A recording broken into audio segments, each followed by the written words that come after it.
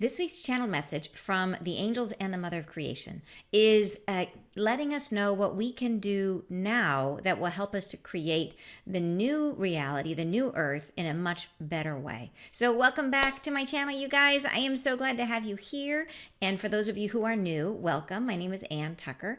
I'm a trance channel. I channel from the angelic realm, and I do that by raising my awareness up as high as I can go, and then I stretch a little bit higher, and I connect, and then messages, information, and healing come through, and I share it here with you guys on YouTube. And this week's message is one in a series of messages we've been getting from the angels, and they tend to do that. They kind of tend to pick a subject area, and then they kind of talk about it for a couple of weeks. And these last few weeks, they've been getting super deep on helping us to understand what it means to create a reality so that we can understand what it is to move from this reality to the new earth reality. That they've been explaining to us that the new reality, the new earth, does not yet exist, that it comes from inside of us, that we will be creating it. When we get there, it'll be like we have a little bit of brain fog until we can kind of figure out what it is we want to create.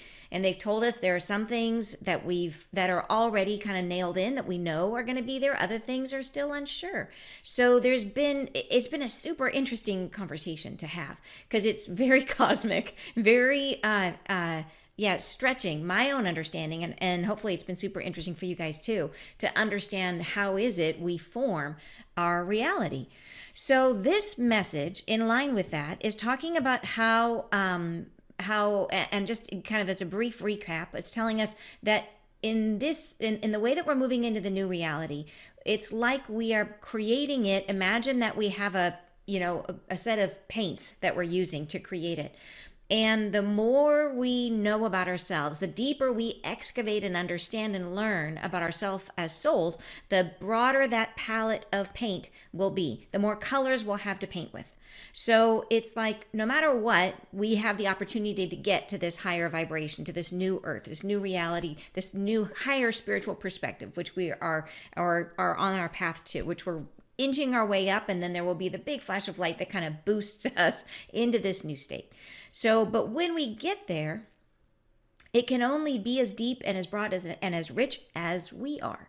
So, in other words, the more work we do right now to integrate more of ourself, the wiser we become, and we bring that richness of experience into the new reality. So they're saying what we could do right now is this integration, is work on this integration. So they say all of it much more beautifully than I can. So, but I just going into the message, have that understanding. This is kind of the general message of what they're trying to communicate, is like focusing right now, understanding that when they talk about assembly in this message, we are assembling, not only is it sort of the assembling of like understanding the oneness, we're trying to get into oneness with all things in this new reality, this sort of opening up our participation in unity consciousness, but it is also the assembly inside of us, assembling all the parts of ourself. And that is what we call self-love. It's the acceptance of all parts of who we are, the integration of all parts of who we are. So it's a gorgeous message. I think you guys are going to love it. So, and so I'll do similar format. I'm going to share the original channeling with you, and then afterwards I will come back and I will break it down paragraph by paragraph and talk through so that you guys can go a little deeper, because you guys know the angels, they like to talk in layers. They have a multi-dimensional perspective, and so they pack a ton of meaning in to every paragraph. So it helps to break it apart and talk it through. So I will do that afterwards.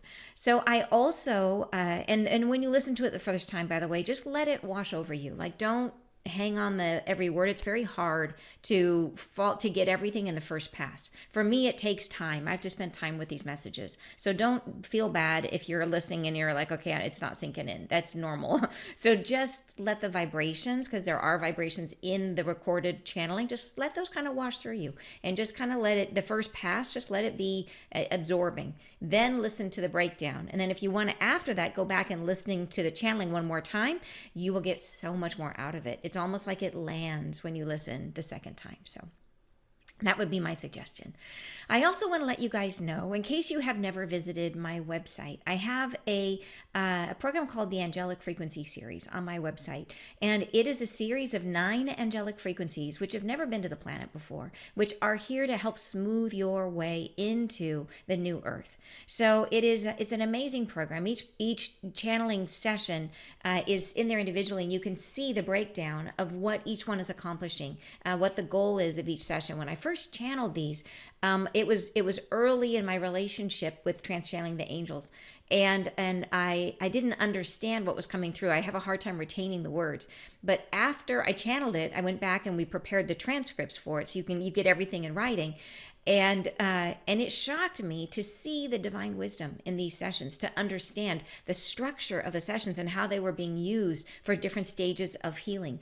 So it's an amazing thing. If you just check it out, you'll see, if you scroll down on the page for the Angelic Frequency Series, you'll see all 9 sessions with the description of what each one does. But it's an amazing program. It is phenomenal for helping you to move into the new state of consciousness. So anyways, here's the link. I'll put it here. I will put it down below in the description box. And let us know if you have any questions about it. All right, so here is today's message. Beginning in 5, 4, 3, 2, 1. Blessings. We are brought forward to you now to share a triumphant call of assembly, of gathering, of bringing us together in oneness. There are many ways of departure from now, many ways of transcendence, many ways of becoming. And the one that we share that unites us all is the assembly to do well in the light of divinity, to bring what we share, which is divine love, to bring what calls our share of living. The patience of this voyage is long and of a duration that you seek to know better. But we say that what stills your mind and calms you now is the understanding that all who gather, who assemble near, are drawn into the great transcendence that is coming. There cannot be a way of being that excludes you now. There cannot be a moment you share or fall from that leaves you bereft of this belonging. An assemblage we share, a gathering to you now, not of you, a gathering to you of all that you share amongst your own heart and all that is presence. You are a container of light. You are a gathering within. All that you are is heaven above, and all that you share is quiet and still, dormant within. There can be no tomorrow that does not evolve from what you encounter within. There can be no loving, sharing, intertwining understanding of self, a soul, that does not include you. You are the assemblage of beings. You are the unified presence. You are the oneness that brings us all home together. You share within an understanding of tomorrow as a greater bandwidth of comprehending what is. There can be and shall be a new knowing that comes upon you, within which your precedent cannot convey what you are seeing, wherein you shall be governable only by the senses, only what you are seeing, feeling, and the knowing comes upon the self and the soul at once. In the new tomorrow, none shall be privy to the sentiments that you are feeling until you have felt them. None shall know what qualities you bring forward until you have brought them.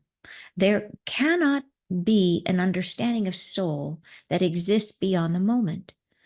Therefore, there cannot be an understanding of what is beyond tomorrow. we say that the assemblage within the soul of your own towering height of expression grows itself into this next way of being. And within that new frame of recognition, you call to the self all that is into presence. You bring this and bear down upon recognition to conform it to something you've known or have knowledge of. And within that space, constriction becomes precedence. We say that the tomorrows of Heaven's Gate require no such surrender to how things have become previously. Allow the self to open wide in tomorrow's time frame, to become what is unknown, to share what is soul with all that settles within. The reality of construction is construed from within the gatherings that you will be making, what you are in want of, the desire to feel, the desire to see one another, the desire to hold in this assemblage a sense of self. The gap in understanding is profound from where you are now to how you become. The sense of self, the sense of soul cannot ponder a reality within which no constriction is present. That the soul can exist and will not be confounded by the presence of all that is, when all that is has gathered to you, when all that confounds you now becomes a reality. You may choose from and within. What will you gather to you now? What will you call homeward into presence? What will remain within your vision? These shall be the choices you are making in your future. All that is in presence with yourself.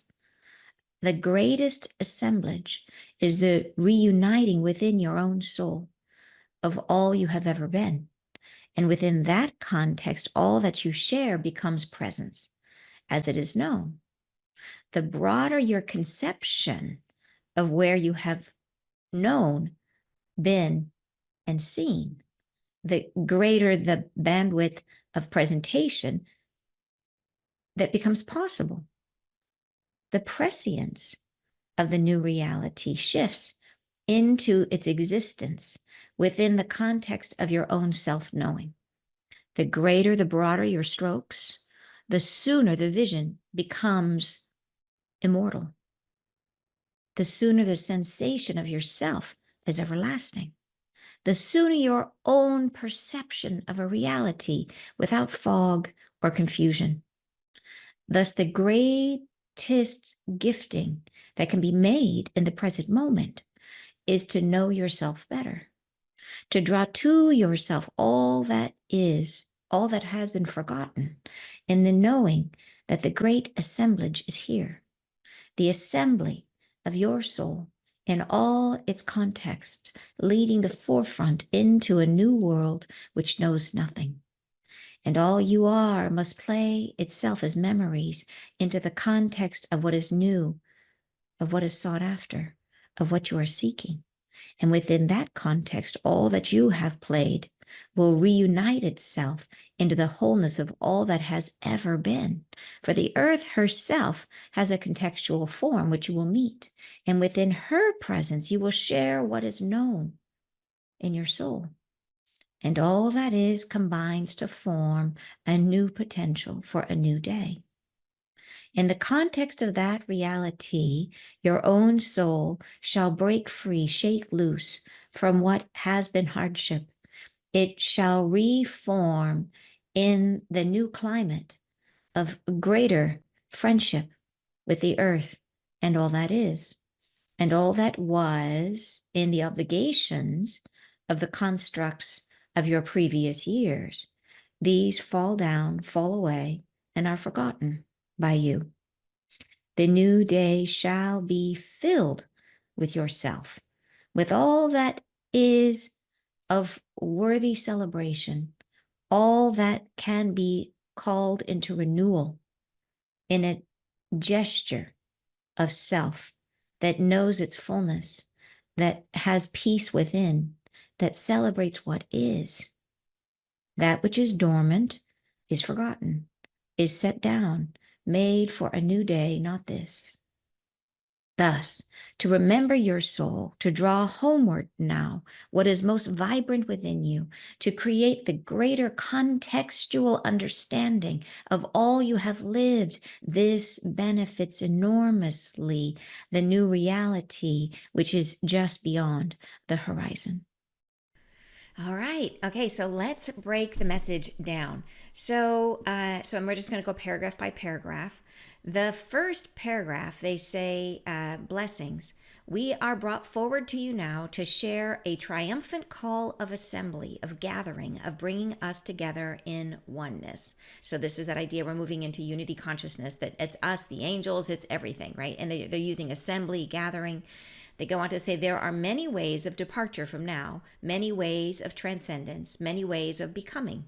And the one that we share, the one that unites us all, is the assembly to do well in the light of divinity, to bring what we share, which is divine love, to bring what calls our share of living.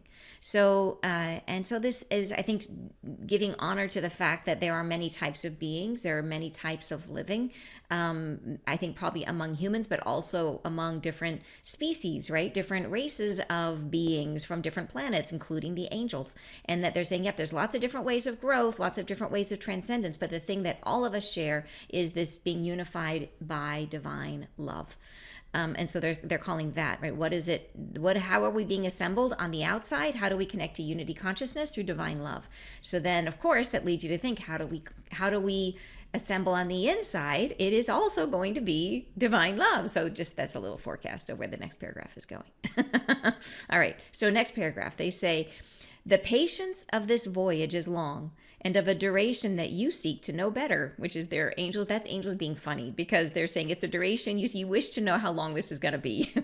They know we are always asking when is the flash of light? And they're kind of joking about that, because you guys know angels live outside of time. They don't do time, but they say it's long. The patience of this voyage is long, and of a duration that you seek to know better. But we say that what stills your mind and calms you now is the understanding that all who gather, who assemble near, are drawn into the great transcendence that is coming. There cannot be a way of being that excludes you now. In other words, they're saying, regardless of how long it takes, you can rest easy knowing that this shift in consciousness is for everyone, that you are included, that it's available to you. Right? They say there cannot be a way of being that excludes you now. There cannot be a moment you share or fall from that leaves you bereft of this belonging. So even if, like, say, for example, you have loved ones who don't choose to move into the new state of consciousness, that does not exclude them from the benefit of living here at this time. That even if someone ends up living out their life and they never choose to move into the higher state of consciousness, and they choose to move back, to stay within a 3D construct, to stay in a karmic construct, they can absolutely do that if it is the right path for their soul. And it may be. Some souls will find that they learn better inside of the karmic construct, and they're not ready yet. They just choose not to, because they know it's better for their soul to stay in the karmic construct. So, but they're saying even for them, just by being here at this time, no matter how they leave the planet, they will get a huge boost in their awareness. They're getting so much light. And even if they don't let all of it in at the moment of their leaving the planet, they get this lovely boost. So they're saying there's no way of progress. There's nothing we can do at this point to be left behind. And those of you that are like leaning in hard, they're like, I want to be there yesterday. Well, all the better, all the better. Yeah. So they go on to say, an assemblage we share, a gathering to you now, not of you, a gathering to you of all that you share amongst your own heart and all that is presence. So this is, in this paragraph, they're emphasizing, saying, yep, it's an assembly. And we think of it as an assembly of of oneness because we're moving into unity consciousness. So we think about what is outside of ourselves, but they're saying, okay, yes, and it is also an assembly of gathering to you, not around you, but to you, gathering within inside of yourself, right? Gathering to you of all that you share amongst your own heart and all that is presence. So they're saying it's both. It is both an external gathering into unity consciousness where all humans come together and we come together with the earth and we come together with the angels. It is also inside of us gathering all parts of ourself. So here they go on to say, you are a container of light. You are a gathering within. All that you are is heaven above, and all that you share is quiet and still, dormant within. So all that you share is love, right? All that you share is the like that self-love. It's love of it's the thing they talked about before of divine love. But they say that it is quiet and still, dormant within. So what have we not yet healed or discovered or accepted about ourselves, right? So these are the things that are dormant within. At the moment, we all have things that are dormant inside of ourselves that we have not yet uncovered or learned.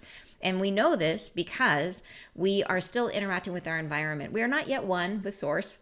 I don't know anyone who is one with Source yet. So that means that we are still here on Earth. That means we still have junk. We still have stuff that we can uncover and learn. We still have expressions of us that are not yet integrated, that are not yet accepted.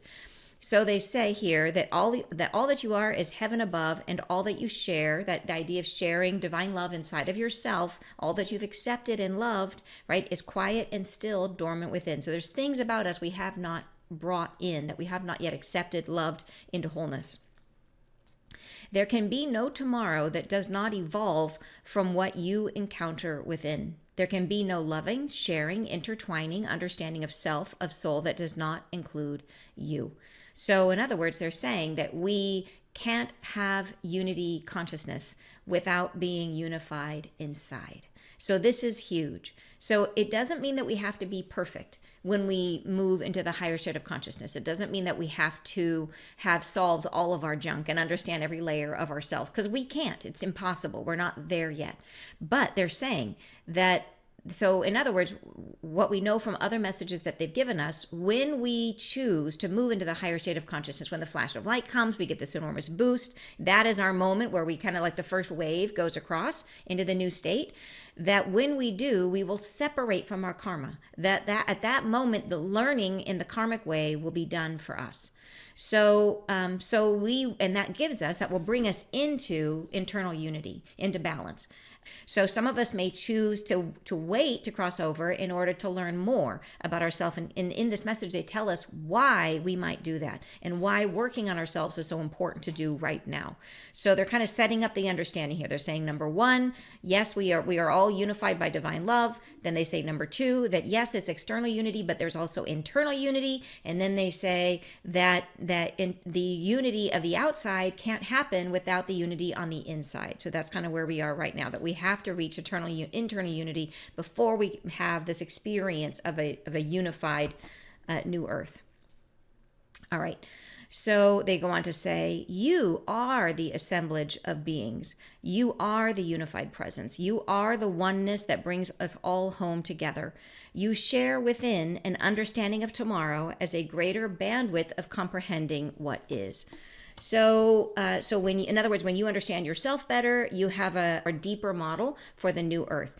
You share within an understanding of tomorrow as a greater bandwidth of comprehending what is. So here is where we start to get into this idea of why. Why do we want this? Why is it so important that we achieve unity inside, but why do we want to work to bring as much into ourselves before this happens?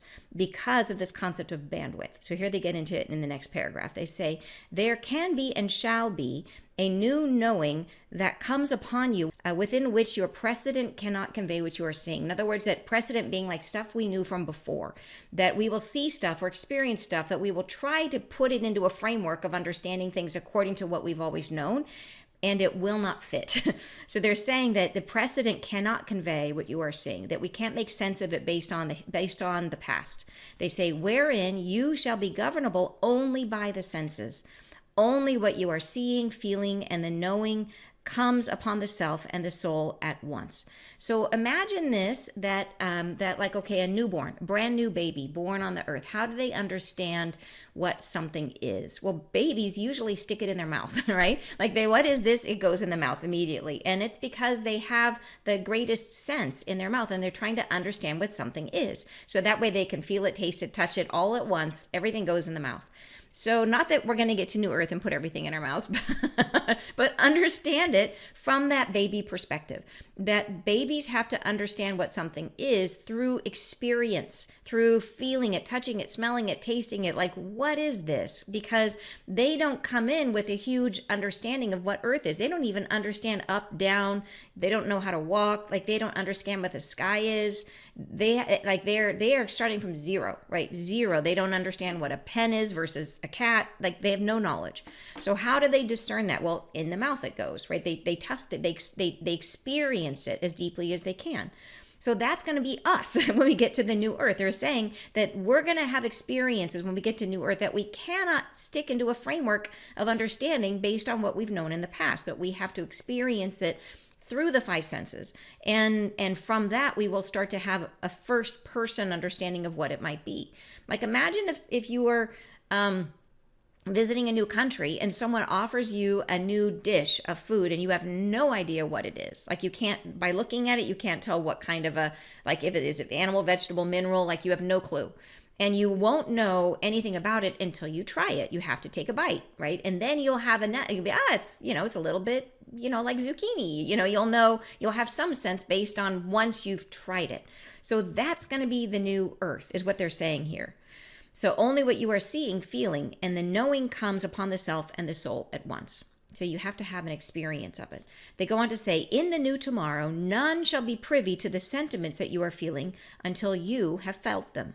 None shall know what qualities you bring forward until you have brought them. There cannot be an understanding of soul that exists beyond the moment. Therefore, there cannot be an understanding of what is beyond tomorrow. So this is one of those sentences or paragraphs here that says so much. Is what they're saying is that we will have to feel our way to a new reality, but because we are the creators of the new reality, it cannot exist until we get there.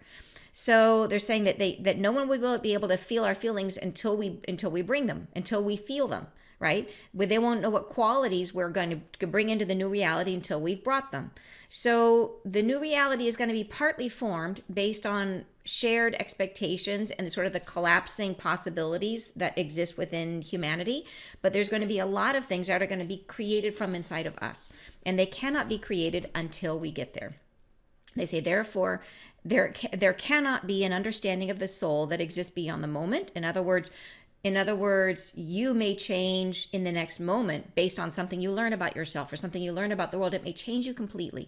So the you of tomorrow is going to be different from the you of right now, right? There cannot be an understanding of you that exists beyond right now, because you are constantly changing. In fact, you are change.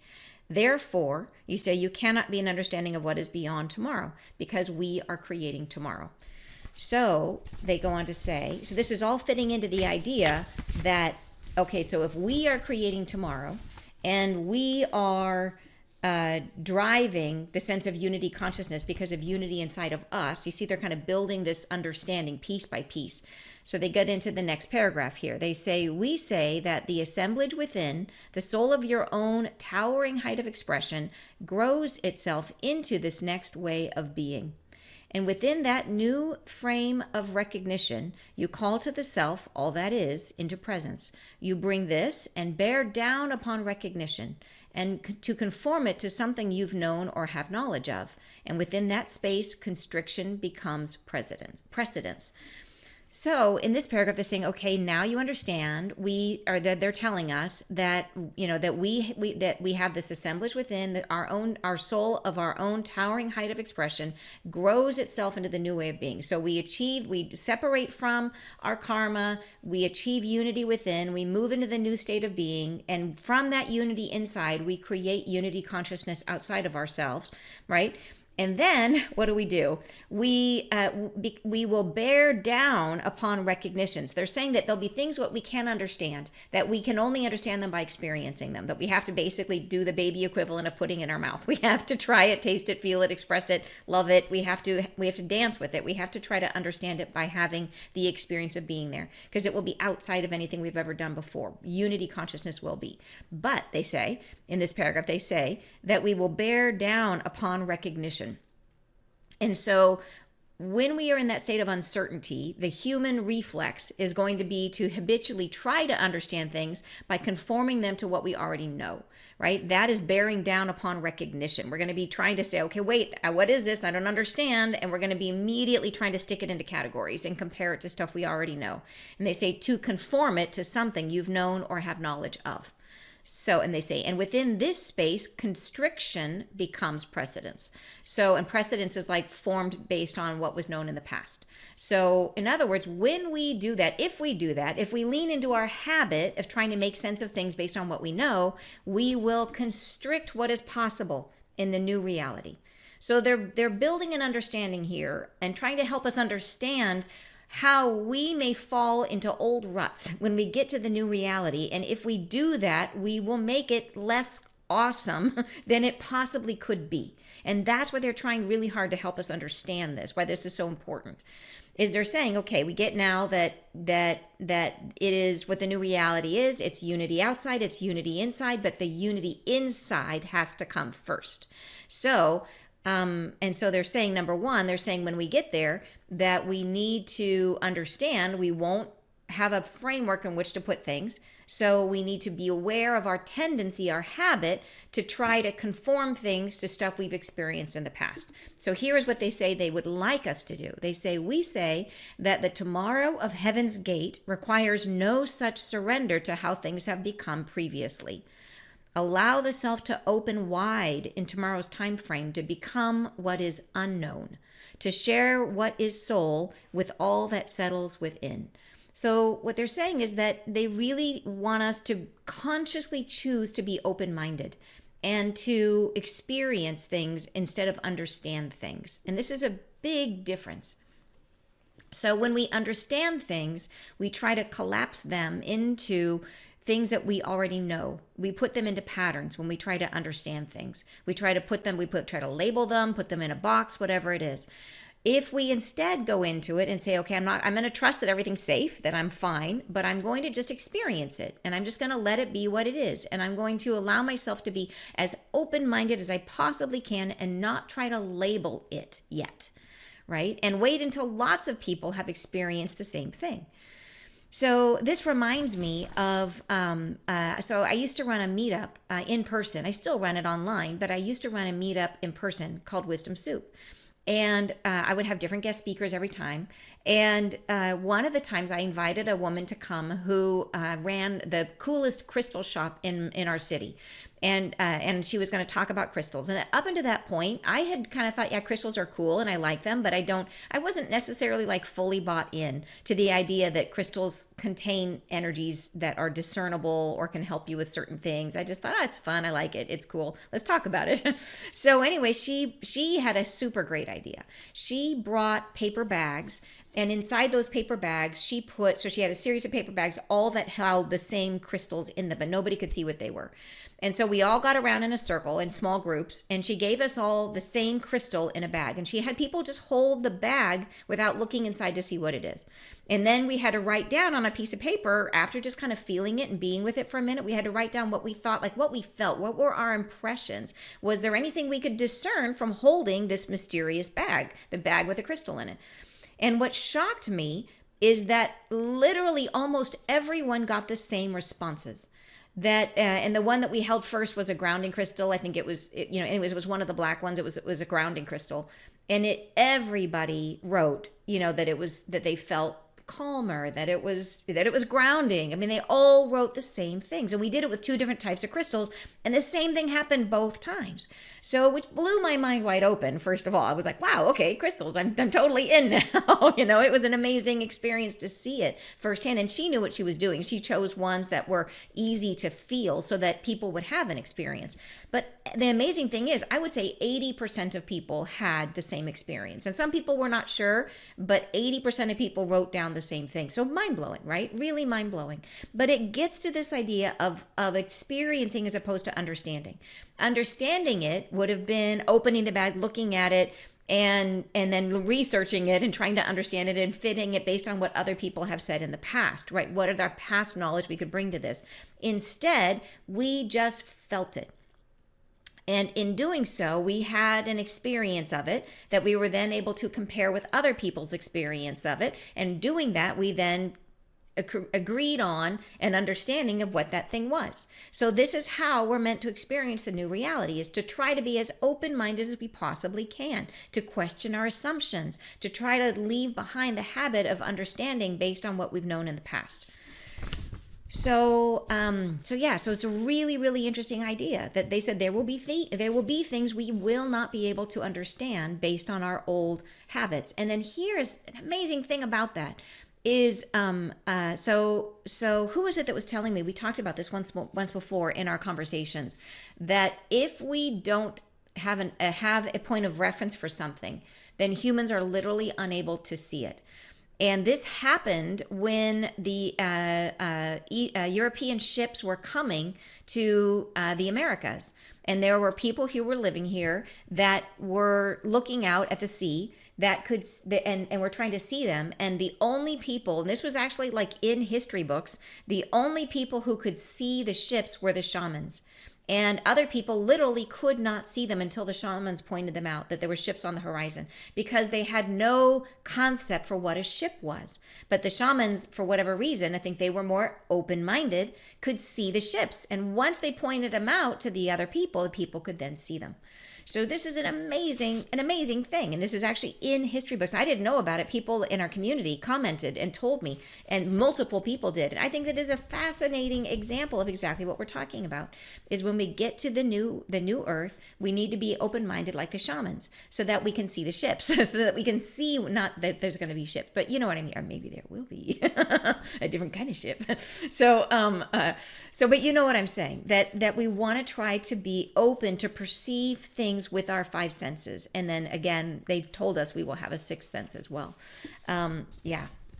So it's an amazing idea. Allow the self to be open wide. All right. So next paragraph, they say the reality of construction is construed from within the gatherings that you will be making. In other words, the reality that we will construct in the new earth is going to be construed from, so meaning gathered from, the gatherings that you will be making. We will be creating new meaning in the new reality, not based on what we've known before, right? So then they say what you are in want of: the desire to feel, the desire to see one another, the desire to hold in this assemblage a sense of self. So this is saying, okay, what will we experience? It'll be what we are wanting to experience, what you are in want of: the desire to feel, the desire to see one another. This is the things that are going to bring us together. The desire for connection, the desire for shared experience is going to start to mold what we are encountering and what comes to us. So, and they say the desire to hold in this assemblage a sense of self. So who are we in the context of the new earth? They go on to say, so this is kind of like, once we get there, it's yes, there's infinite possibility, but it will start to collapse into realities based on how we are drawn together. They go on to say the gap in understanding is profound from where you are now to how you will become. So in other words, it's very hard for us to imagine it, because based on the earth that we're living right now, it's a huge gap in understanding. Then they say the sense of self, the sense of soul, cannot ponder a reality within which no constriction is present. And they've told us that in the past message, that the new reality is infinite potential. And it's amazing. And I will put links to last week's message and the week before, because both messages are talking about how we are creating the new reality. This is kind of a series from the angels the last couple of weeks. And they talked specifically about that concept that anything is possible in the new reality. So no constriction is present. They go on to say, but the soul can exist and will not be confounded by the presence of all that is, when all that is has gathered to you, when all that confounds you now becomes a reality you may choose from and within. So in other words, they're saying that it will be that we will better understand how to live without constriction when we are unified within. So in other words, all that confounds you now is the karma that we have from inside of us, becomes a reality you may choose from and within. So okay, let me try to explain this a little bit more deeply. The soul can exist and will not be confounded by the presence of all that is, when all that is gathered to you. In other words, when all that is gathered to you, that means when you are gathered to you. The deeper and richer your model of self is, the easier it will be for us to work with infinite potential in the new reality. That is what this message is about. They're saying here, and I know it's hard to follow, you guys, because this is like deeply like this is getting super cosmic and metaphysical, but it's fascinating and it's super important, because like, what is more important than how we create our reality? Like what our world is going to be. Like, I can't think of anything more important than that. Because we all get to live in it. So what will it be? And so they're saying, so we will not be confused. So we think about this idea of being without constriction, without having things boxed up as being overwhelming. They say it won't be when we have achieved unity consciousness inside of us, right? So, when all that is gathered to you, when all that confounds you now, meaning your karma, becomes a reality you may choose from and within. So all that karma has been integrated. And what I mean by that is all of the things about our own existence that we have repressed or pushed down, things that we wish not to see, not to think about, experiences we've had that we wish we hadn't had, feelings that we would rather not feel, those are all things we have to bring to the surface and love ourselves within those experiences. We have to accept that those are part of what we've lived, done, been, felt in our life. And that is the process of healing. And everybody has it. We all, if you are ever triggered, if you are ever anything other than good, then you got stuff. We all have stuff. And it is about bringing that up to the surface and allowing it to be.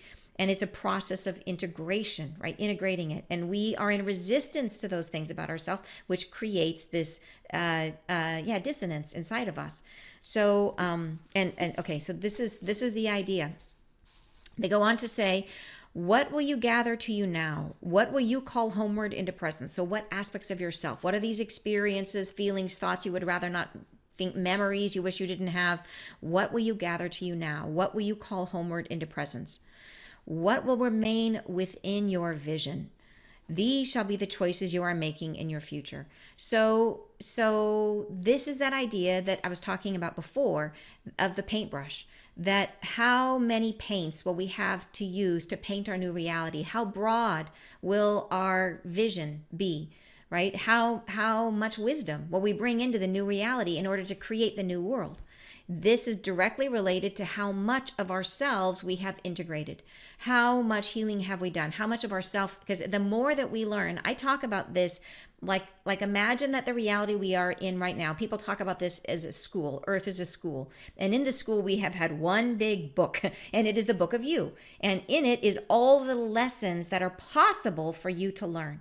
And the process of experiencing and accepting ourselves is learning. That is the job, is to accept all of our experiences, all of our memories, everything. And as we're trying to make it through the book, right, it is impossible for any of us to finish the whole book. When you finish the whole book, you are one with Source. So everybody is going to get partly through the book. But the more we get through, the more wisdom we get to bring. We are reading those parts of the book. So we're reading it, learning it. So we are going to get to a point where we are ready to shift into the new reality. And we're going to get there before we finish the book. We're going to get there sometime in the near future. When we do, we have to set the book down. We don't carry, because the book is basically what we think of as our karma. We set it down. We don't have to carry it forward. We're like, yeah, school's out, right? That's good. Except we will only take with us the learning that we have done until then. So that's why they're saying it is so critical to try to go through this process of self-love right now, of self-understanding, self-integration.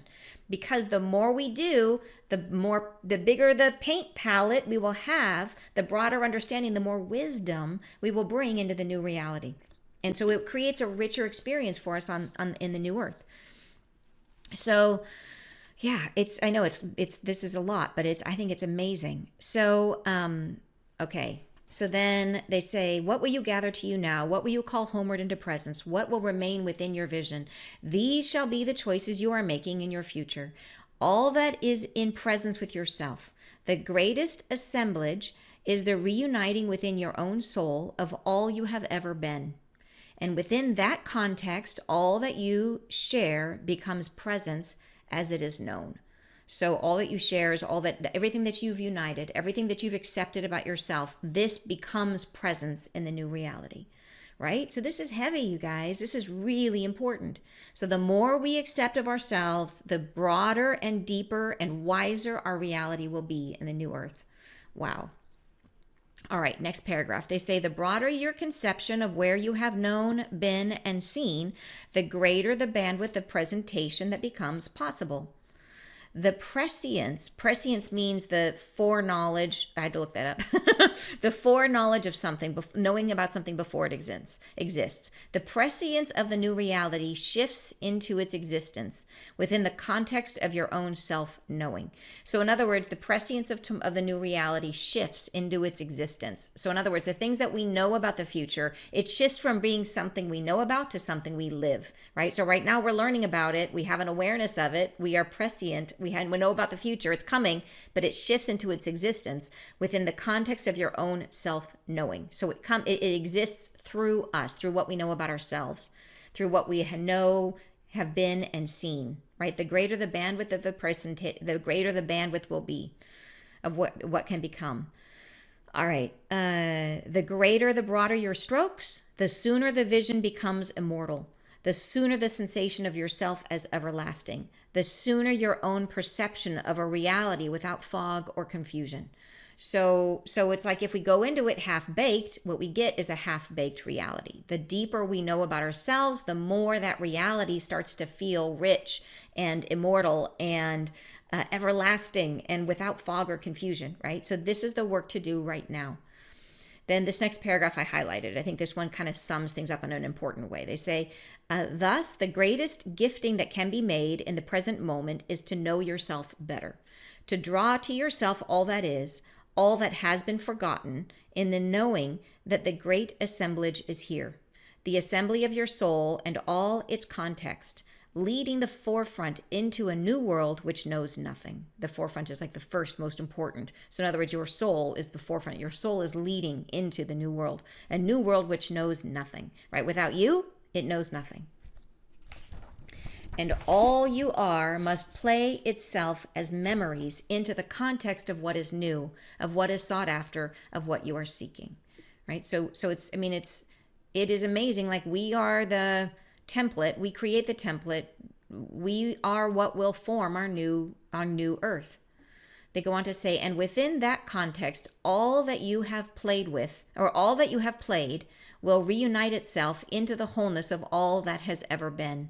For the earth herself has a contextual form which you will meet, and within her presence you will share what is known in your soul.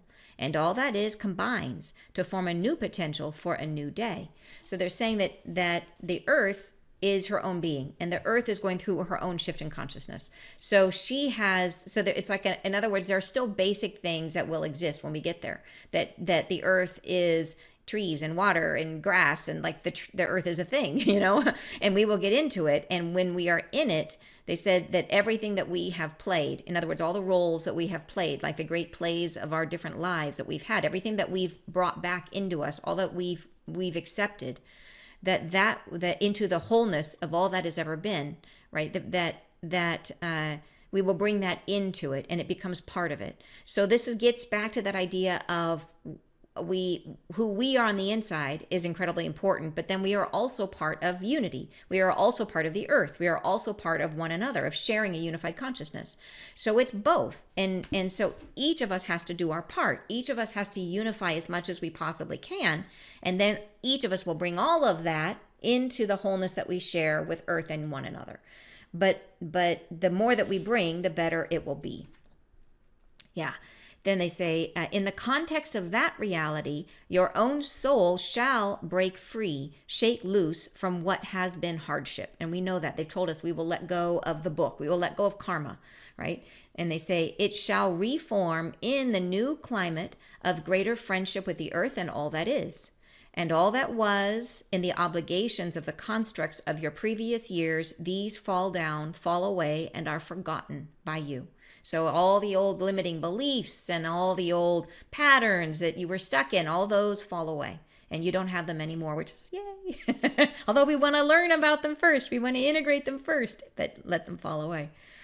The new day shall be filled with yourself, with all that is of worthy celebration, all that can be called into renewal, in a gesture of self that knows its own fullness, that has peace within, that celebrates what is. So this is how we will come into the new reality, that after we've integrated as much as we can, then we let go of the rest and we move into unity consciousness in a gesture of self that knows its fullness. In other words, there's self-love there. Like that's what we are trying to create, self-love, that we know our fullness. We're full of love, right? Full of divinity that has peace within, that celebrates what is. In other words, no more self-judgment, no more self-loathing, all of that gone, right? And it's we've accepted ourselves. All we have is self-acceptance. All we have is self-love. That's what we bring into the new reality. They go on to say, that which is dormant is forgotten, is set down, made for a new day, not this. So in other words, everything that we don't integrate is forgotten, is set aside, is not brought with us. And that set aside, set down, made for a new day. So there may be some other experience of humanity that we then go back and retrieve some of those things that we didn't get to learn this time. Or maybe we retrieve them in a new way, in the new earth. Maybe we come up with new methods or new ways of experiencing ourselves that are not karmic. And they've given us messages about how we will learn, which is through manifestation. It's a very different structure of reality. But in any case, those forms of suffering that we had before are the ones that are dormant, the ones that did not get acknowledged, we will set down and leave them behind. And then they say, thus, to remember your soul, to draw homeward now what is most vibrant within you, to create the greater contextual understanding of all you have lived. This benefits enormously the new reality, which is just beyond the horizon. So that is it in a nutshell, you guys. That is what they're saying, that we're trying to create a greater contextual understanding of all you have lived by accepting all of those experiences, even the worst ones, right? Getting to a space of healing where we were able to face the things that are hardest for us to face. And that is the work of soul convergence. Is, as you guys hear me talk about it all the time, that is why the angels brought through soul convergence, which starts again in January. If you would like to be part of it, it starts again in January. And it is also on my website, which is AnnTucker.com. All right, you guys. Wow. I know this message was, I'll tell you, I channeled it and I had to go back and I tried reading it last night and I was tired and I was like, oh, I couldn't make heads or tails of it because my brain was off. And I woke up this morning and read it and I'm like, oh, thank gosh. It made sense this morning. Like, okay, so now I can make notes and take it. But this is not a good one to listen to when you're tired is all I would say. Because this one takes some thinking and to understand it. It's complex, but that's because we're talking about really, really big issues, really big things about what it is to be human, deep stuff. And fascinating stuff. And to be equipped with this knowledge will make us better reality creators. That I think we all can agree. We want to have a reality that has the full richness of you in it. We want to have everything that you've lived. Like, what is the point of going through those traumatic experiences if you don't get to take the benefit of the learning with you, to bring it into the new earth, to bring all the depth of you. Yeah.